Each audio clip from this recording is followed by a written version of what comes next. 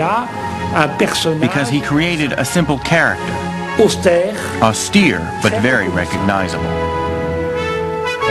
He appealed to the privates by wearing clothes like that. Here is a man who dresses like we do, like the soldier does, not like the generals and the marshals, but like us.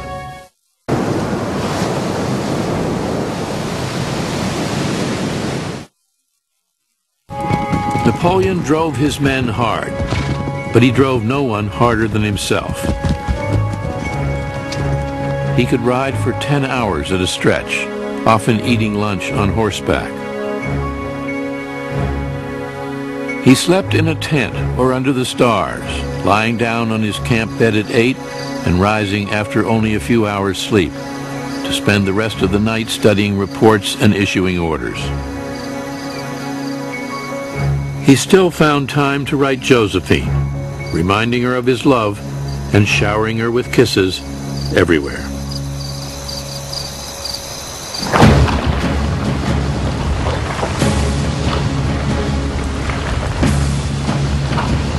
Summer turned to fall.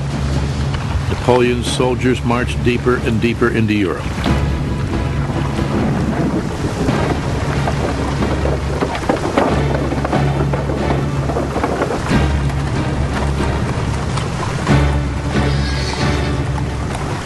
Waiting were two enemy armies that outnumbered them almost 2 to 1. The Russians and Austrians planned to defeat the French by sheer force of numbers. The Russians and the Austrians thought that they would lick him. They were quite convinced that once they got him in the center of Europe, they would finish him off. But Napoleon saw at once the flaw in the Allied strategy. Their forces were widely dispersed across the continent. By moving quickly, he could strike at the Austrians before the Russians arrived. Well, he will swing in across Germany and cut off the leading Austrian forces. His plan is just hit first, hit with massed forces, and catch these boys before they can all link up.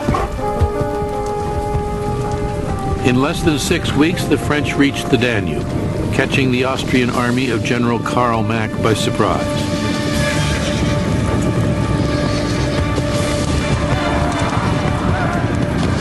While his enemy wavered, Napoleon struck the decisive blow.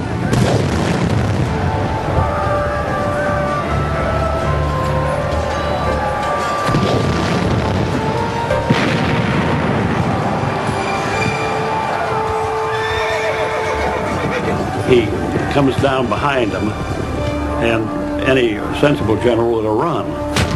But the Austrian general there, Mack, decided he'd make a fight for it. And so he held his position. Napoleon just whipped his army around him and isolated him and forced him into surrender just in a matter of days.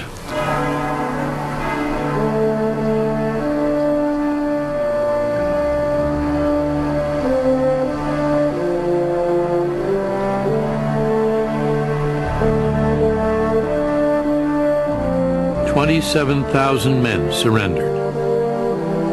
Mack had lost almost his entire army. "I did not intend to fight any but the English," Napoleon told the defeated Austrian general, "until your master came along and provoked me. All empires come to an end."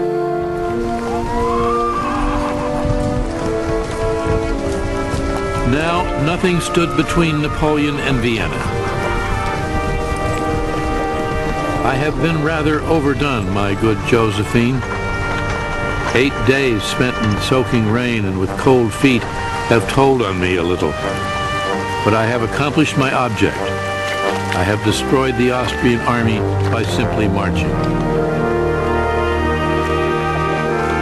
Napoleon, having moved at this great speed, 200,000 men marching 500 miles in 40 days. So there he has already, he's defeated half the Austrian army.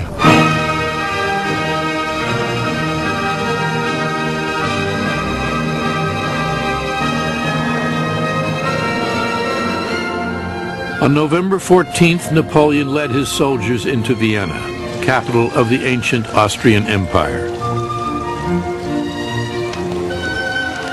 The Emperor Francis I had fled, leaving his palaces and gardens to the enemy. As Bonaparte triumphantly paraded through the winding streets, he portrayed himself as the representative of the French Revolution, a symbol of freedom and enlightenment. But many who had once worshipped him had by now changed their minds, including Ludwig Beethoven. When Napoleon decided to make himself emperor, Beethoven denounced him as a vulgar person who lowered himself to the level of an ordinary king. Beethoven had dedicated his Third Symphony to First Consul Bonaparte. Now he angrily blotted out his name. Emperor Napoleon, he said, is nothing more than an ordinary mortal. He would trample on all human rights and become a tyrant. 2 months before, Napoleon had been encamped on the English Channel. Now the Viennese elders were giving him the keys to their city. But his triumph had been shadowed by a disaster.